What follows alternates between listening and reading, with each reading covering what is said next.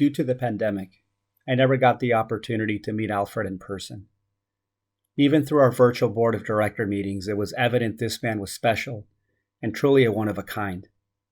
As a son of immigrant parents and first-generation Mexican-American, I was fortunate to grow up in a self-help home my parents helped build in the early 90s. Families like mine were afforded life-changing opportunities to reach our full potential because of community leaders and visionaries like Alfred. Alfred's legacy lives today and will continue to serve as an inspiration to the next generation of affordable housing leaders. I knew Alfred for some 25 years, from the time he took over as director of CHISPA and came on the board of the California Coalition for Rural Housing till his untimely passing. Alfred was one of the longest tenured board members. He was also chair of the board. He was a constant volunteer and activist and participant in many of our committees, as well as a giant in the field, a true champion of affordable housing for poor people and a fierce advocate. And finally, when his wife was experiencing treatments for cancer as well as mine at the same time, we often talked about our wives, our families, how much we loved them, and how challenging it was to be a caregiver, but we shared a common bond in many ways. So I'll miss him for a long, long time. I still can't believe that he's no longer with us, but his memory is with us and his legacy is with us. I actually got to work more closely with Alfred in the last 2 years. And that is because he was a member of our CCRH Board Racial Equity Committee. And he was always one of the first ones to arrive and one of the last ones to leave the committee meetings. And I think that that just shows the level of commitment that he had for our racial equity work.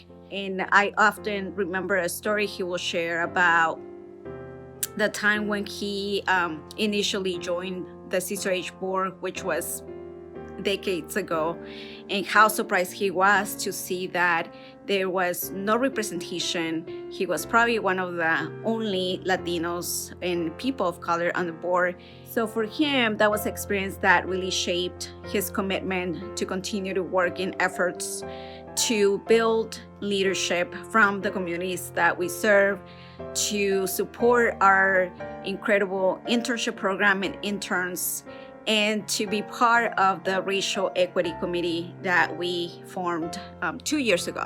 I know that his legacy lives on. Thank you to Alfred for all of his contributions, and rest in peace and poder, Alfred.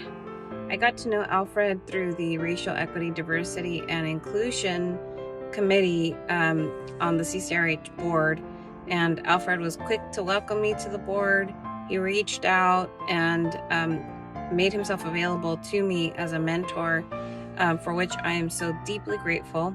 To the staff at CHISPA Housing and to his family, I send my deepest condolences. It's been incredible to learn about all of the different efforts that Alfred really dedicated his time to.